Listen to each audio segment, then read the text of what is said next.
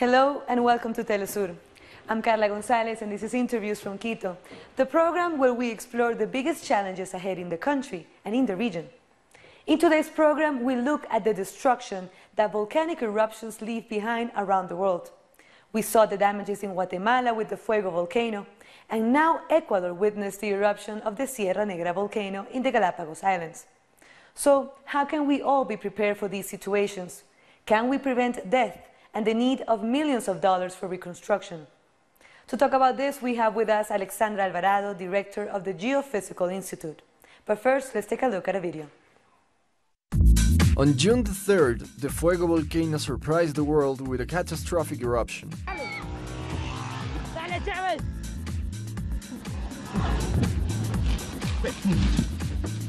Many communities around the volcano were vanished and buried under the massive floods of lava and earth. Hundreds of people died or were severely injured. Reports state that there was almost no preparation to face such a catastrophe.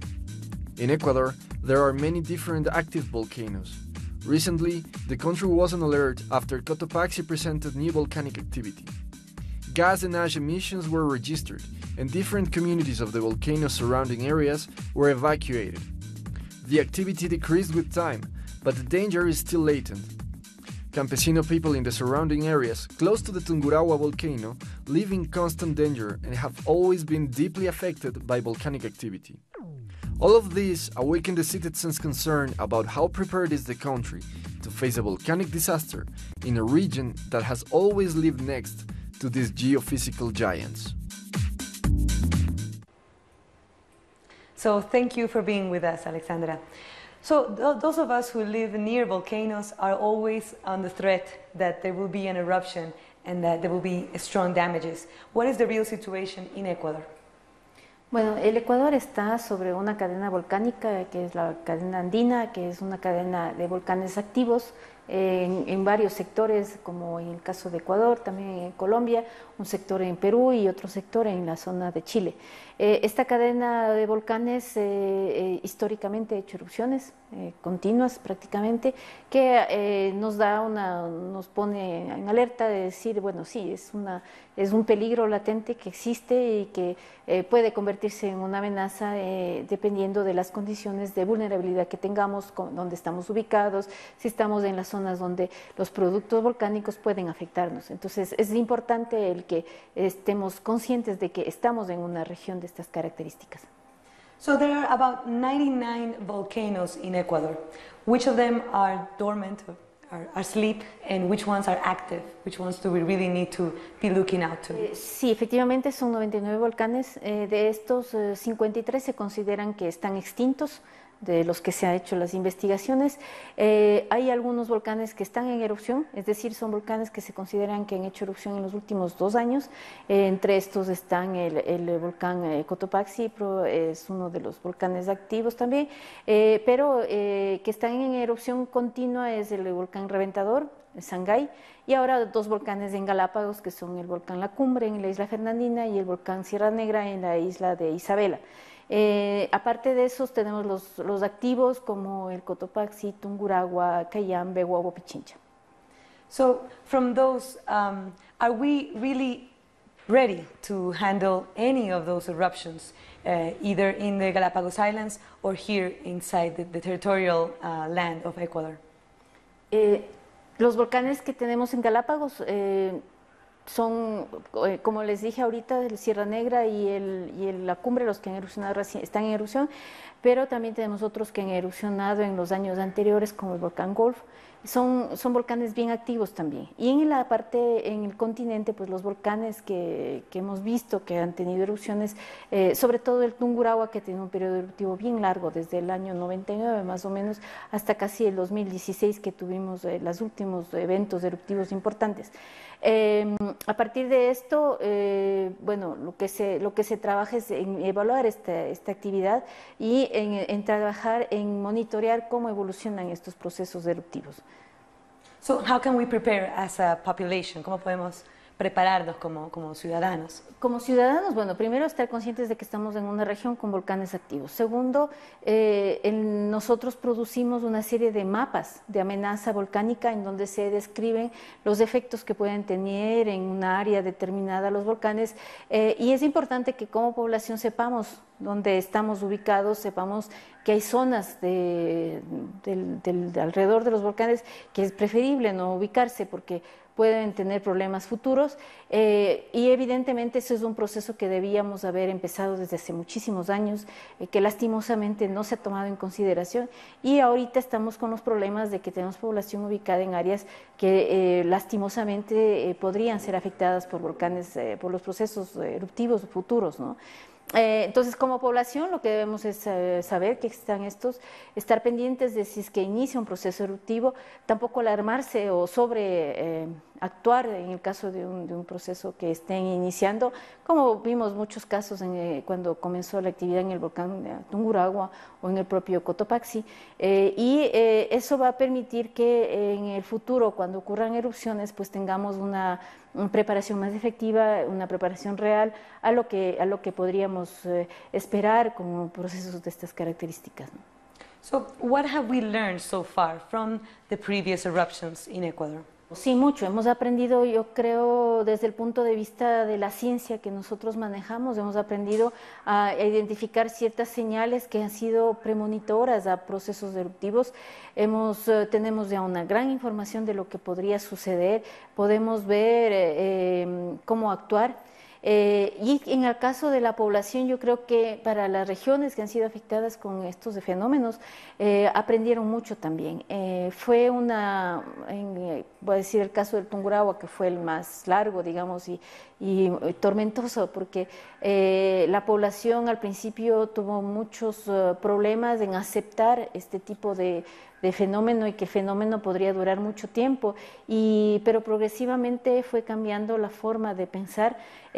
Este proceso eruptivo les hizo también cambiar las formas de producción, la parte económica, que la gente que vivía en ese sector era fundamentalmente, la gente se dedicaba a la agricultura y a la ganadería. Con los procesos eruptivos ellos tuvieron que diversificar su forma de producción, lo cual fue, bien duro al principio, pero fue bien importante luego porque ya tienen otras formas en las que pueden vivir, digamos, ¿no? Esperamos que estas enseñanzas que dio este proceso eruptivo se mantengan a futuro, y las generaciones futuras conserven esta noción de que, claro, el volcán seguramente, si es que ahora se tranquiliza, tal vez después de unos 50, 100 años vuelva a hacer erupción, y hay que mantener esos procesos. Entonces, como autoridades también creo que la gente que estuvo a cargo de estos procesos también se dio cuenta de lo que pasa, ¿no? De las necesidades, la importancia de estar una interacción continua con la población, una interacción continua con la gente que está en el monitoreo, y comenzar a prepararse también. Planificación de territorio, que son medidas súper importantes que hay que hacer. Esperemos que a futuro esto se mantenga, ¿no? Porque ahora están, pero a futuro, si no hay esa alimentación continua de esta necesidad, probablemente no continúen, ¿no? So, how has been the relationship with the government and the communities that are most directly affected by the volcanoes? Do we need more government support, maybe funds for people to relocate, since they're already there, their whole families are there? Do we need maybe workshops on more information? Sí, o sea, el gobierno tiene una función fundamental aquí. Lo complicado es que tenemos gobiernos que duran periodos cortos, entonces cada vez que hay un cambio a nivel tanto nacional como local, el proceso es como que se reinicia. Entonces no es una política de Estado, no es una política nacional de mantener estas condiciones. Esperemos que con todas las experiencias que hemos tenido lo logremos hacer como una política. Pero sí, efectivamente el gobierno tiene que articular formas de ver cómo esta población que está amenazada ahora puede reubicarse en otros lugares, el darle soporte para que tenga nuevas fuentes de producción, porque ese es un gran problema, por eso la gente se mantiene en esos sitios, y también hacer que haya una efectiva planificación territorial, para evitar que nuevos asentamientos se ubiquen ahí, para evitar que se usen esos territorios para obras de infraestructura importantes, o hacer las obras de infraestructura que tengan las condiciones que eviten que se puedan dañar a futuro, ¿no? Entonces sí, es un papel fundamental el del gobierno, pero debe ser una política ya de Estado a largo plazo, que no sea a cada vez que haya un cambio de gobierno, tanto local como nacional. So we also have to be prepared, not just Ecuador as a country that has all these volcanoes, but also the region. The whole Latin America is filled with volcanoes. We saw in Guatemala, you told us in Chile as well. How do we prepare as a whole continent, as a whole region? Bueno, prácticamente los problemas que hemos visto aquí los tenemos también en el resto de la región. Es esta falta de noción de una preparación a largo plazo, una preparación constante, continua. No estamos conscientes tanto como ciudadanos o como las autoridades también de que son procesos que pueden ocurrir en cualquier momento, y que además son procesos que se pueden trabajar para que no causen un impacto mayor. Entonces es siempre una noción de que viene una desgracia, algo malo que nos puede ocurrir, pero bueno, ya pasa y nos olvidamos, ¿no? Entonces es común este tipo de noción que tenemos en todos los países de América del Sur y Central, en donde se ha visto problemas tan complejos como los que pasó en Guatemala, ¿no? And yes, to talk about Guatemala, we saw more than 100 people died from that explosion, the eruption from the Fuego volcano, and about 200 people are still missing after the mudslides, everything that happened after the eruption of the volcano. What went wrong? Why so many people died? Why was the population aware of this? Could they have prepared better? Could the government have helped?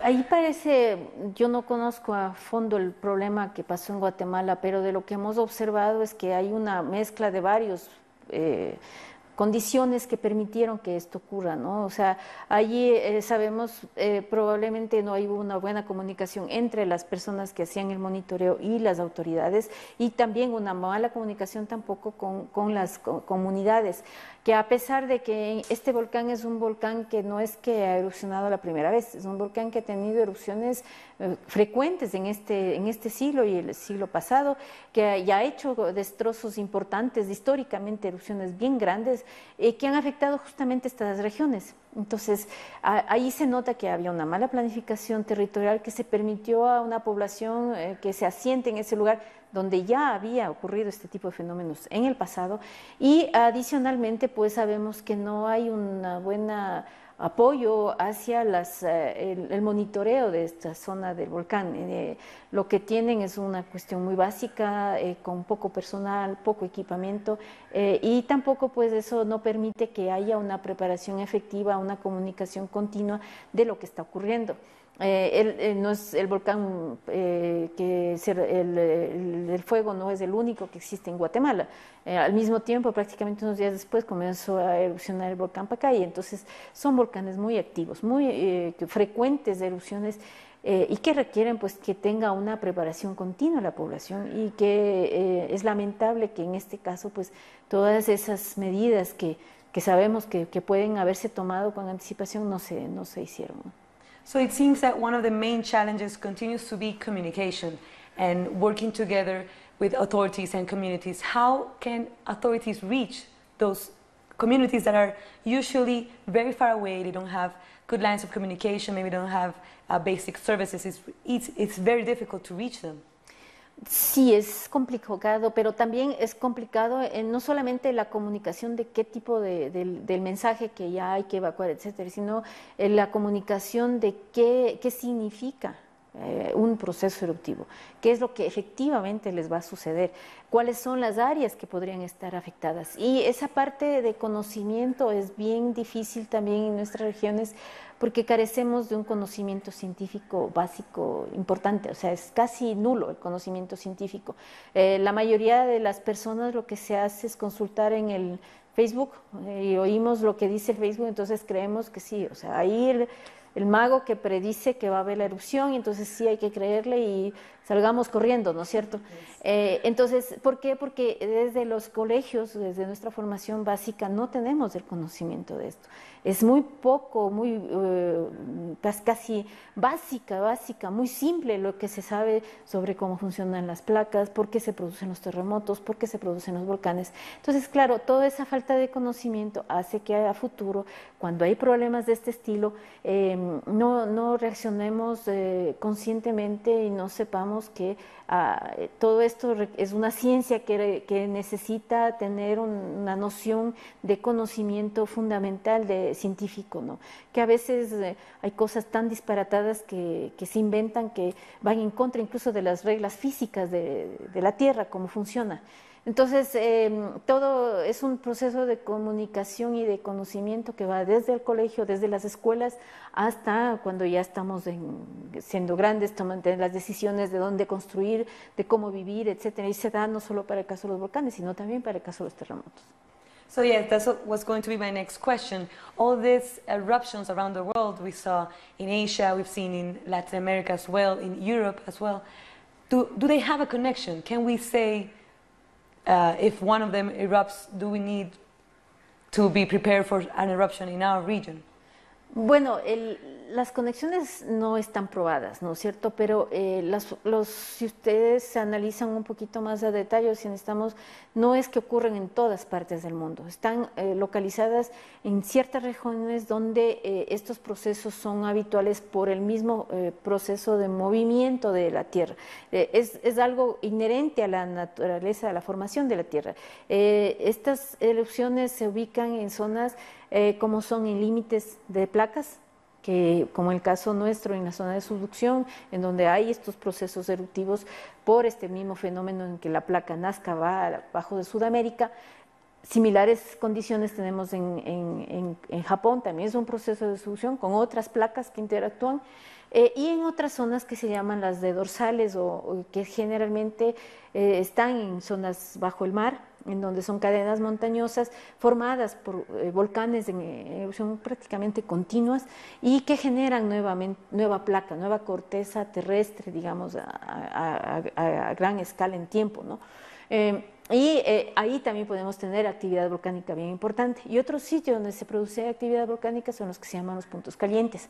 Puntos calientes son como Galápagos o Hawái, que es una zona donde hay un ascenso continuo de magma desde bien profundo, no desde la parte más superficial de la Tierra, sino muy profundo, más o menos entre el límite entre el núcleo y el manto, llega a la superficie y es un punto que siempre está ahí continuamente saliendo material o continuamente es activo. Y las placas que está arriba, al momento que se mueve, pues la placa, como ese es fijo, se va moviendo los productos en la parte superior de la placa. Entonces, las islas de Hawái es un ejemplo claro de cómo han ido evolucionando a medida que la placa del Pacífico se ha ido moviendo. En el caso de Galápagos igual, ¿no es cierto? Todas las islas del punto caliente actual está más o menos alrededor de la Fernandina y la isla Isabela. Entonces son las islas con actividad volcánica más activa actualmente, ¿no es cierto? Las que están hacia el lado oeste, ¿no? Ya fueron activas un tiempo, como se movió la placa de Nazca, pues ya se quedaron tranquilas de estas islas, no tienen erupciones. Entonces, son puntos bien específicos, ¿no? Entonces, no es que, por ejemplo, en Brasil vamos a tener un volcán que erupcione, no es posible, no hay manera de que lo produzcamos ahí. Pero hay regiones como todos los Andes, todo Centroamérica, que generamos o tenemos volcanes activos por este fenómeno de subducción. And it's very interesting to analyze, for example, the Galapagos, having this laboratory of evolution, as it is known. How does it affect the species living there, animal species, and the humans that are living there as well? Bueno, las islas han sido de origen volcánico porque son parte del punto caliente. Bajo esas circunstancias, tanto la vida animal como vegetal se ha ido desarrollando, se ha adaptado a esas circunstancias de procesos eruptivos, ¿no? Afortunadamente, bueno, tal vez la flora es más compleja de que sobreviva a un proceso eruptivo, pero en cuanto a la fauna, la mayoría de animalitos son muy sabios, ¿no? Entonces tratan de escapar cuando ya tienen los primeros indicios. Obviamente que a veces no lo logran, ¿no? Porque las condiciones no lo permiten. Pero la otra ventaja en el caso de Galápagos es que están poco pobladas, sobre todo las islas que tienen más actividad volcánica, como Isabela o Fernandina. En el caso del Sierra Negra, que tenemos la población de Villamil, que está muy cerca del volcán Sierra Negra, la ventaja es que las erupciones se han dado todo hacia la parte norte de la isla, en donde no hay población, y han sido sobre fisuras que han desplazado la lava hacia afuera del volcán. Entonces, al momento, pues no hay peligro de que afecte zonas pobladas. Obviamente que por el momento no es posible llegar a esos sitios porque las lavas están muy calientes, estamos hablando que están entre los 600 y 400 grados centígrados, ¿no? Entonces es peligroso estar cerca de este sector, además que generan muchos gases volcánicos. Pero para la población en general, la fauna, pues los animales se alejan, ¿no?, de estos sectores. Pero están adaptados a ese medio de vida, están adaptados a esas condiciones de procesos eruptivos frecuentes, digamos, que pueden ocurrir en esos lugares. So this is indeed a wake-up call for all Ecuadorians and for everyone that lives near an eruption connection, if there's volcanoes around their area. So how can we really predict that there's a volcano erupting? How can we be more prepared? Bueno, lo que sí, o sea, predecir la fecha, la hora exacta que podemos tener una erupción no es posible, es muy complejo, es muy difícil. Lo que sí nosotros lo que hemos podido ver son los indicios de que hay un proceso eruptivo que puede llegar a ser erupción. Es el caso del Sierra Negra en este último caso, ¿no es cierto? Lo hemos visto que ha tenido unas anomalías de actividad ya casi 2 años aproximadamente. Cada periodo, cada anomalía que ha presentado más incremento de actividad ha ido mostrando incrementos importantes en cuanto al número de sismos, la magnitud de los sismos, la deformación que se puede medir en la zona del volcán, que pues nos llevó a avisar, a decir, mire señores, aquí hay algo importante, hay algo interesante que puede llegar a tener una erupción. Y bueno, cuando comenzó la erupción el 26 de junio, tuvimos un sismo importante, grande, digamos un 5.2 me parece, en la zona del volcán, que pues ya llama la alerta pensando en que podría llegar una erupción, que efectivamente llegó después de unas horas, ¿no? Comenzó ya su proceso eruptivo, es decir, la emanación de lavas y ceniza, no muy importante en el caso de Galápagos. Entonces, no sabíamos cuánto tiempo tenemos ni la hora exacta, pero ya sospechamos que puede llegar a tener erupciones. Lo mismo también pasó en el caso del volcán Tungurahua. El volcán, como ustedes tal vez se acuerdan, hemos tenido años de procesos eruptivos que comenzaban con anomalías muy importantes de sismicidad, comenzaron de emisiones de gases, cenizas continuos prácticamente, que bueno, ahí había la emisión y nada más, ¿no? Pero las erupciones grandes como las del 2016 estuvieron acompañadas de otros fenómenos, entonces que ya eran mucho más importantes, explosiones continuas, muy fuertes, muy grandes, que sospechaban o hacían intuir que algo más importante venía. Entonces, eso fue clave para poder, y además que con la ayuda de las autoridades y de la población, sobre todo en el caso del volcán Tungurahua, se pudo advertir con anticipación y se pudo hacer que haya una evacuación de la gente que vivía en estas áreas, ¿no? Ayudados también un poco por el nuevo proceso, ¿no? Porque la gente sentía las vibraciones de las explosiones muy fuerte, el piso se movía, entonces también ellos tuvieron miedo y decidieron también apoyar estas salidas de la población, salir por lo menos en las noches, digamos, ¿no? Ahí tuvimos un papel importante en el momento de que nosotros habíamos trabajado mucho con la gente de la comunidad en la formación de lo que se llaman los vigías, en el caso del Tungurahua. Entonces son gente de la comunidad que pues era muy difícil para nosotros estarnos moviendo por todo el volcán. Entonces es la gente de la comunidad que nos reportaba lo que estaba observando, o sea, si sentía un sismo, si veía más emisiones de gas, si escuchaba ruidos, etcétera. Entonces reportaban frecuentemente. Entonces se hizo como norma todos los días tener un reporte de ellos en la mañana y en la noche, y nosotros también les indicábamos lo que observábamos en los equipos de monitoreo. Entonces, la gente de la comunidad, estos vigías también se encargaban de comunicarse con toda la población que estaba a sus alrededores y les informaba de lo que pasaba. En el caso de las erupciones más importantes del volcán, y bueno, en general las erupciones, los vigías, su papel también era el apoyar en esa época la defensa civil a que la gente salga, a saber cuánta gente vivía en la zona, qué necesidades tenía. Y ellos lograron evacuar a gran cantidad de la población que estaba en las zonas afectadas del volcán. Fue un fenómeno muy importante, muy interesante esta interacción que hay con ellos. Nosotros les hemos dado capacitación también para que nos comprendan lo que estamos diciendo, porque muchas veces la parte técnica es muy sofisticada, digamos.